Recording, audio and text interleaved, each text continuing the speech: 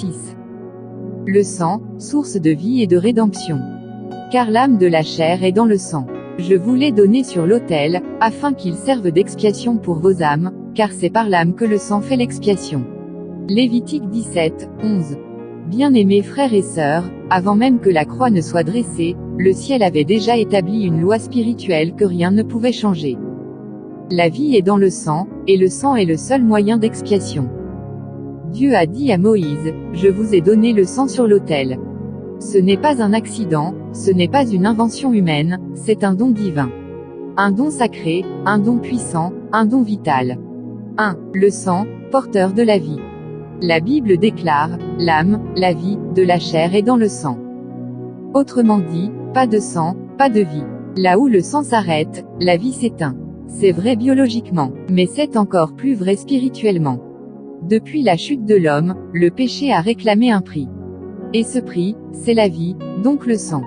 Mais aucun sang animal ne pouvait ôter le péché de l'homme, seulement le couvrir temporairement. Alors Dieu, dans sa miséricorde, a préparé un sang parfait, un sang pur, un sang éternel, le sang de Jésus-Christ. 2. Le sang sur l'autel, un don de Dieu, pas un effort humain. Dieu dit, « Je vous l'ai donné sur l'autel. » Ce n'est pas l'homme qui a cherché à plaire à Dieu, c'est Dieu qui a offert le moyen de réconciliation. À la croix, Jésus est devenu l'autel, le sacrifice, et le souverain sacrificateur en même temps.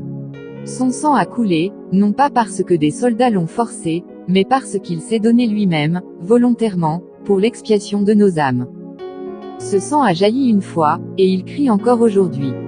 Il ne crie pas vengeance, comme le sang d'Abel. Il crie pardon, liberté, vie éternelle. 3. Le sang qui expie, qui purifie et qui rachète. Dieu dit, le sang fait l'expiation. Le mot expiation signifie, effacer, couvrir, ôter la faute, réconcilier. Par le sang de Jésus, le péché est effacé. La séparation avec Dieu est brisée. La condamnation est levée. La paix avec Dieu est restaurée. Et ce sang, mes frères, agit encore aujourd'hui. Il ne s'est pas évaporé. Il n'a pas perdu sa force. Il coule dans le sanctuaire céleste, devant le trône du Père, comme une intercession vivante pour tous ceux qui croient. Alors, si tu es accablé par la culpabilité, le sang t'offre la paix. Si tu es lié par une malédiction, le sang a déjà payé le prix. Si tu te sens spirituellement mort, le sang te redonne vie. Déclaration de foi.